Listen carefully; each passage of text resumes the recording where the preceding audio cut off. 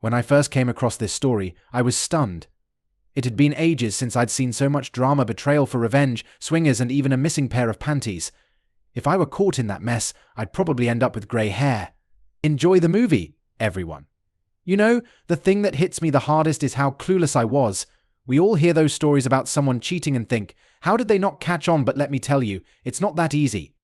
You think everything's normal, and you don't feel the need to dig into your wife's business. You're preoccupied with your own stuff, right?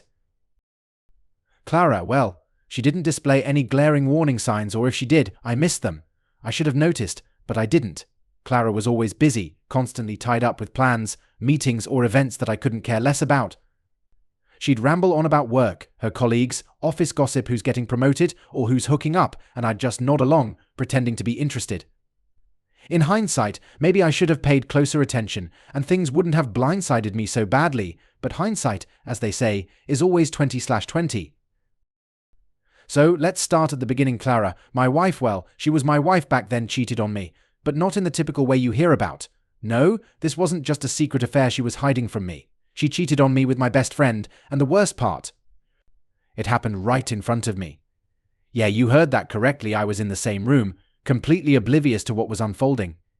It's insane, I know, but before jumping ahead, you need some background on the group we used to hang out with. We were a tight-knit circle of 10, or at least I thought we were. We did everything together: holidays, weekend trips, dinners at each other's homes. Some of us were married, some dating, and others caught somewhere in between. Let me tell you about Tom. Tom was a great guy, or at least that's what I believed at the time. He was one of those guys that women naturally gravitated toward: charming, easygoing, and always made everyone feel at ease. But when it came to relationships, the guy was unlucky. Every romance seemed to blow up in his face. He'd date someone for a few months, and then it would all fall apart. He'd just shrug, laugh it off, and say, well, that's life, her. And we'd all move on. Then there was his sister, Martha. She was quite the presence, the kind of woman who turned heads the moment she entered a room. She'd recently broken up with her boyfriend, and we all half expected her and Tom to start bringing different dates to our get-togethers, but that never happened. Martha stayed single and seemed to prefer hanging out with our group, her brother's friends, rather than meeting new people. At the time, I didn't think much of it, but now, looking back, maybe there was more to it. About a month before everything blew up, we planned a little weekend getaway with the whole group. We rented this massive cabin in the woods. Calling it a cabin doesn't do it justice, it was more like a villa, sprawling with so many rooms you could easily get lost. The plan was simple: escape the city, drink too much, tell silly stories, and just enjoy a break from everyday life. The first day was a blast. The fresh air felt like exactly what we all needed. We drank, laughed, sang, and everyone was in high spirits. I remember feeling genuinely good, like life wasn't so bad. By nightfall, we were all sprawled out in the living room, warmed by the fireplace's glow. Drinks in hand, still riding the high of the day, the atmosphere was relaxed. Clara was sitting beside me, smiling like everything was perfect. Across from us, Tom was lounging in an oversized chair, beer in hand, looking completely at ease. I glanced over and noticed something shiny poking out of his pocket. At first I thought it was just a trick of the light, but then I saw it clearly. It was something. I was buzzed, not thinking straight, so I impulsively reached over and pulled it out of his pocket without asking. It was a pair of women's panties. The room exploded with laughter. We were all tipsy, and it was just the funniest thing in the moment. I started waving them around, teasing Tom, saying, "What's this, Tom? Changing your style." Everyone was in stitches, barely able to breathe from laughing. Tom, though, played it cool. He just grinned and said, "Oh, I found them in one of the rooms, must have been left behind by whoever stayed here before." Then he added something I'll never forget. "Hey, maybe they're my sisters. You think she left them lying around?" We lost it. People were rolling with laughter, joking about Tom spying on his sister, and I joined in, cracking jokes right along with them. It was one of those light-hearted moments where nothing seemed serious, even when it should have been. Because here's the thing, those panties weren't just anyone's. They were Clara's, my wife's panties, in my best friend's pocket, and I had no idea. I can't describe the gut punch that realization eventually gave me. But at that moment, I was just another fool laughing it off, thinking it was all one big joke. After we'd had our laugh, and since nobody claimed them, someone suggested burning the panties. I think it was Tom who came up with the idea, saying something about them being cursed. We were drunk, it was late, and it sounded hilarious, so we all stumbled outside, whiskey bottle in hand, making a whole show of it like it was some kind of bizarre ritual. We gathered around the fire pit, started a little flame, and watched those panties burn. Tom was the one who tossed them in, and we all cheered like it was some sort of offering to the party gods. It was ridiculous, but we were drunk enough to find it hysterical. But that was just the first night. The real chaos hadn't even started yet. We still had 5 days in that cabin. The next morning, we woke up groggy but in good spirits. We spent the day taking it easy on the drinking, went for a hike, had a big lunch, and settled back at the villa. I was still chuckling about the panty incident from the night before, not giving it much thought until I saw something else. We were lounging in the living room, half watching some random movie, when I noticed something red sticking out of the couch cushions. My stomach did a flip, and I felt a knot form. I pulled it out, and there it was, a red bra. Not just any red bra, but one that looked strikingly similar to the panties we'd burned the previous night. I didn't want to jump to conclusions, but something felt off. I glanced over at Clara, my wife, who was sitting with the group, laughing at something Derek had said. I held up the bra and asked, "Clara, is this yours?" She barely looked at it, smirking before shaking her head. "No, not mine. Just because it's red doesn't mean it matches, honey. I wasn't satisfied, though. But it looks just like those panties from last night. Same shade of red." Clara raised an eyebrow and sighed, irritated, as if I was being ridiculous. "John, just because it's red doesn't mean it's the same. A lot of women own red underwear. You really think I'd be dumb enough to leave something like that lying around?" The group started laughing, as if it were all a joke.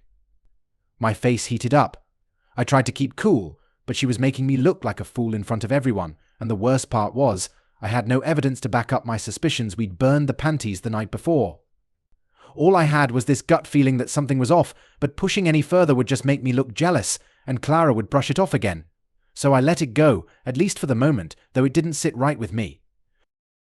Later that afternoon, I pulled Derek aside.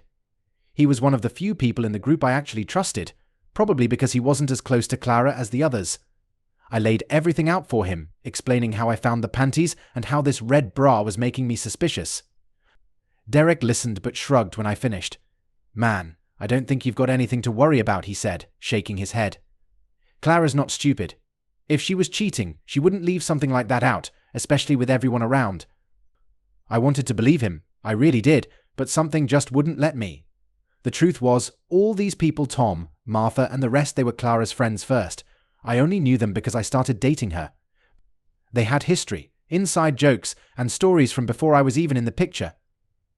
I always felt like an outsider in my own marriage. I asked Derek for a favor. "Look, if I get too drunk tonight, can you keep an eye on Tom and Clara for me?" "Just watch." "Okay." Derek gave me a look like I was overreacting but nodded. "Sure, man, but I really don't think anything's going on." I wasn't so sure, so I made another move. While everyone was outside preparing for another night of drinking, I remembered something. I had an old video recorder in my backpack, one that automatically started recording when it sensed movement, left over from when I upgraded my dash cam. I had packed it by accident, but now it seemed like the perfect tool for some insurance. While everyone was busy, I snuck back into the house, grabbed the recorder from my bag, and set it up in the corner of the living room. It wasn't exactly hidden, but no one would notice unless they were looking for it. Once it was in place, I felt a bit more at ease. If anything shady was happening, I'd catch it. I wasn't sure what I'd do with the footage, but just knowing the camera was there gave me some confidence. That night I planned to drink like the rest of them, but with a little more caution. I had eyes on them, even if they didn't know it. If Clara and Tom were up to something, I'd find out. By the time the party was in full swing, I was already quite drunk. The alcohol hit me harder than I expected, and eventually I stumbled off to my room. I remember collapsing onto the bed, the world spinning around me, and then nothing. I was out cold. Nothing could have woken me up. I slept deeply, unaware of anything going on around me. The next morning, the house was eerily quiet. Most of the group was up, groaning through their hangovers, but no one else was still in bed. I dragged myself out, my head pounding, and went to find Derek. He was on the porch, lazily sipping coffee. I sat down next to him, rubbing my temples. "How'd things go last night?" I asked, trying to sound casual, but there was weight behind my words. Derek looked at me and shrugged. "Everything was fine, man. Nothing happened. You were out like a light. I stayed up until the last minute and made sure nothing weird was going on." His words were supposed to reassure me, but something nagged at the back of my mind. I nodded, muttered a thanks, and headed back inside. That's when I remembered the video recorder. My heart started racing. I'd almost forgotten about it in the haze of booze and sleep, but now it was all I could think about. I rushed to the spot where I'd hidden it, hands shaking as I grabbed it. I quickly rewound the footage, skipping through hours of nothing until I found what I'd been waiting for. What I saw on that tiny screen left me numb. The video showed Clara dragging me into the room, my legs barely working. I was completely out of it, lying on the bed, oblivious to everything. Clara leaned over me, checking if I was really out, then kissed my forehead like I was a child. Then Tom appeared behind her, leaning in close and whispering something I couldn't make out. He kissed me on the cheek too. Clara laughed softly, and Tom muttered something that sent a chill through me. "It's wonderful, isn't it?" Then he left the room. I stared at the screen, trying to process what I'd just seen. Derek had lied. He'd said nothing happened, but clearly that wasn't true. Whether he'd passed out, missed it, or was in on it didn't matter anymore. In that moment, I knew my marriage was over, but I wasn't ready for a fight, not yet. I needed more. I needed it to hurt, not just for me, but for them too. And for that, I had to play my cards carefully. That evening, when everyone was drinking again, I kept a low profile, pretending everything was fine. I watched the group closely, my eyes on Clara and Tom. They didn't do anything suspicious, just laughed and joked like usual. I wasn't looking for them, not tonight. Then I noticed Martha slipping away, quietly leaving the room. I seized the chance and followed her. I found her in one of the empty rooms, sitting on the bed like she'd been waiting. She wasn't surprised when I walked in. In fact, she gave me a knowing smile that made my skin crawl. She spoke first. "Are you finally ready?" Her words hung in the air, and for a moment I had no idea what she meant. Ready for what I thought, but I couldn't show hesitation. "Yeah, I'm ready," I said, though I wasn't ready at all. Whatever Martha thought was going on, I was about to find out. Without another word, she started undressing. It happened so quickly my mind barely had time to catch up. I should have stopped it, should have said something, but I didn't. I went along, driven by some twisted need for revenge. Before I knew it, we were having sex right there in that room. When it was over, regret washed over me. I stood up, ready to leave, wanting to put it all behind me, but Martha spoke, freezing me in place. "I'm glad you're finally part of the club. Now we don't have to hide anymore." I froze, hand on the door. Watch, she smiled, unaware of the storm inside my head. "I'm glad Clara finally told you about the swinger parties. It's been tough keeping it secret from you." Swinger parties. Secrets. My mind was reeling. Somehow I managed to keep my cool. I forced a smile, nodding. "Yeah," she told me. "It's a lot to take in." Martha laughed, relieved. "I'm just glad we don't have to sneak around anymore. And don't worry, I won't say anything until you're ready." "I know it's a lot." I nodded again, fighting the urge to scream. "I appreciate that, but I just need a bit more time to adjust." Martha smiled, completely unaware of the turmoil I was feeling. "Take all the time you need," she said. I left the room, my head spinning with more questions than answers. So this was it. This secret life had been unfolding right under my nose, and I had been too blind to see it. Now I knew, but what was I supposed to do with this information? The day after Martha dropped the bombshell on me, I knew exactly what needed to be done. But I couldn't rush. I had to be strategic if I wanted the full picture. I needed evidence. No one would believe me without it. Even I was struggling to believe what I'd stumbled into. So that night, I acted like nothing had changed. I laughed, joked, and drank along with everyone, pretending like my entire life hadn't been upended. I faked being drunk, stumbling around with a beer in hand, making sure no one suspected a thing. When it was late enough, I said my goodnights and headed to bed, or so they thought. In reality, I was wide awake, lying there, waiting for it all to unfold. I had my phone ready. I deleted old videos and photos to free up storage and downloaded an app that would record in the background without the screen lighting up. I positioned myself perfectly to ensure my phone would capture everything. I had one shot at this. I couldn't afford to mess it up. An hour passed, then two. The house was quiet, but I knew it was just the calm before the storm. I could hear muffled footsteps and whispers outside my door. My heart pounded, but I forced myself to stay calm. I couldn't blow. I cover now. Then it happened. The door creaked open, and Clara and Tom snuck in, along with a few others from the group. They whispered and giggled like teenagers who thought they were being sneaky. I kept my breathing steady, pretending to be passed out as they moved around the room. And then the real show began. I won't go into too much detail, partly because I don't want my account banned from Reddit, and partly because it was disgusting. They were all in on it, the swinging, the sex. There was so much dirt, more than I ever imagined, enough to make my stomach churn just watching it. These were people I considered friends, and my wife, doing this right under my nose. My phone silently captured everything, the evidence I needed, but by the time it was over, I felt like I had seen enough for a lifetime. My hands were shaking, and I had to resist the urge to storm out right then. I had to keep my cool just a bit longer. Once they were finished and the room was clear, I quickly and quietly packed my things, making sure not to leave anything behind. I didn't want to stay a second longer than I had to. My heart raced as I slipped out of the house unnoticed. I doubt anyone would have cared if they saw me. They were too wrapped up in their twisted world. The villa was a few kilometers from where we parked, down a long dirt road through the forest. Walking through those dark woods with nothing but moonlight filtering through the trees was unnerving. Every sound, the rustling leaves, the snap of a branch made me jump, but my mind was elsewhere. As I navigated the dark, eerie forest, all I could think about was my next move. The footage on my phone was just the beginning. I needed more than proof of Clara's betrayal. I wanted them to feel a fraction of the pain I'd been drowning in. By the time I reached my car, I wasn't scared anymore. I was focused. My next step was going to hurt them. Not just sting, it was going to destroy them.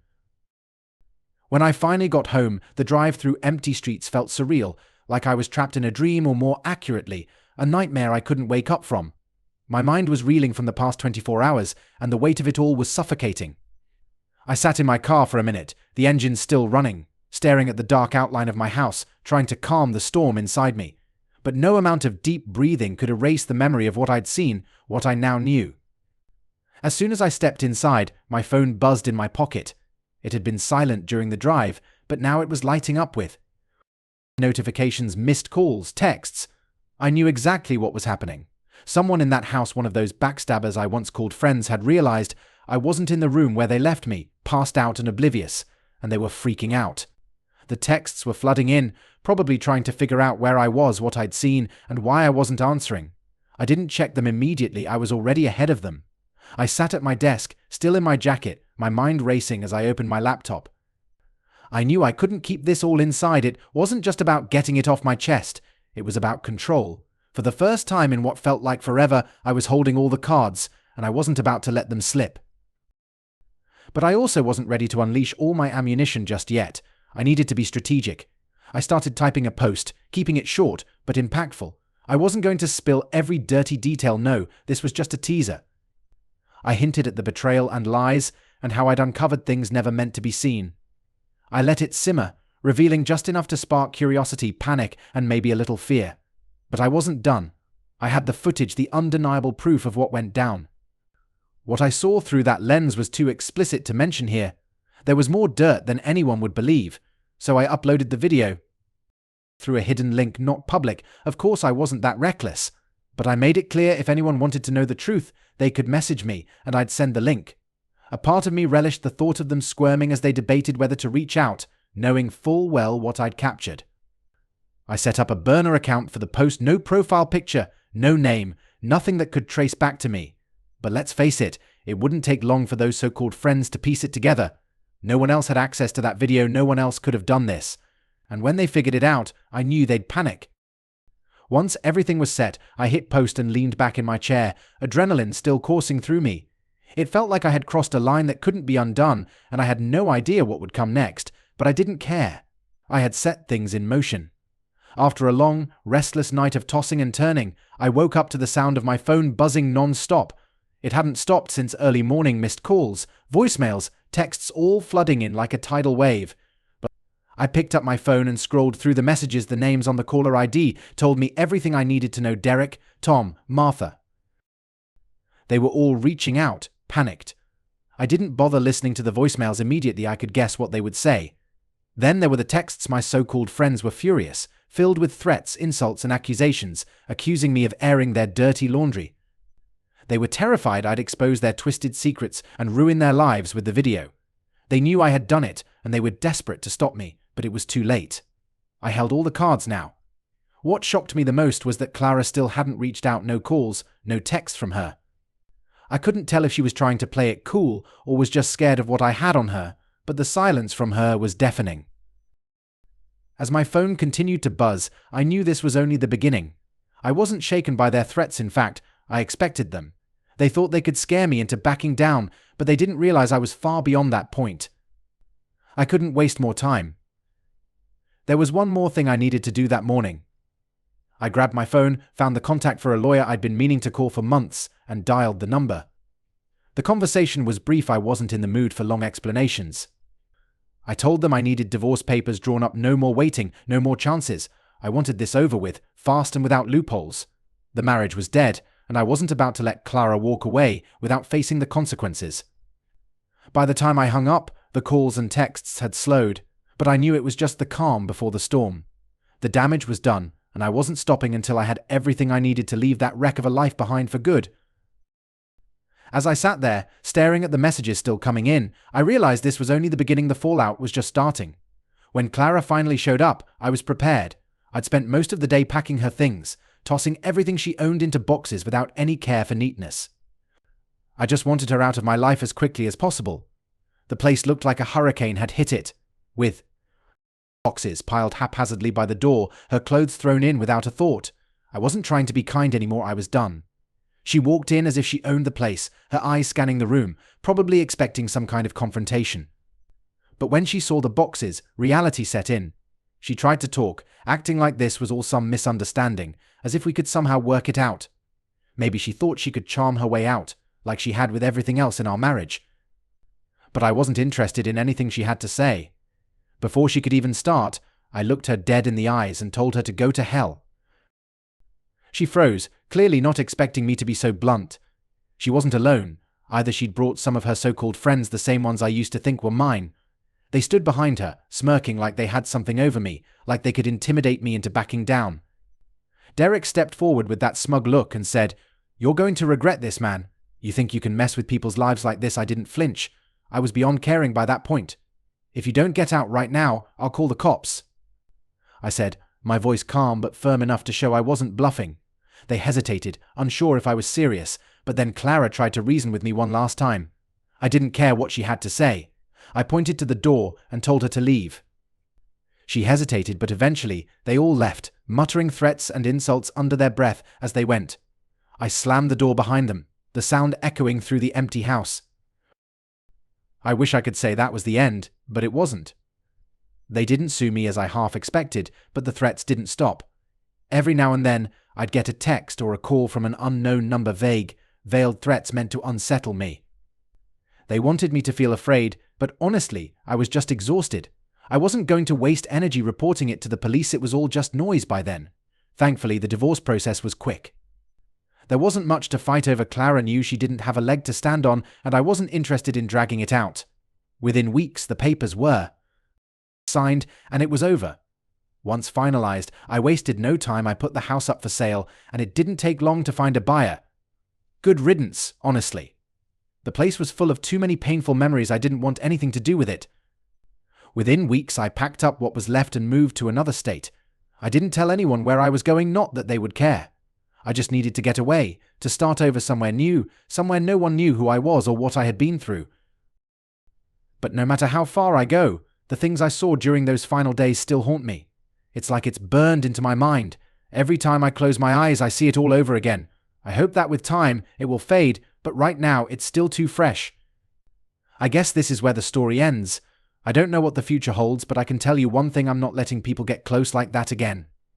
Not after what happened. To everyone who's taken the time to read this, thank you. And a piece of advice: be careful who you let into your life. Sometimes the ones you trust most are the ones who will destroy you.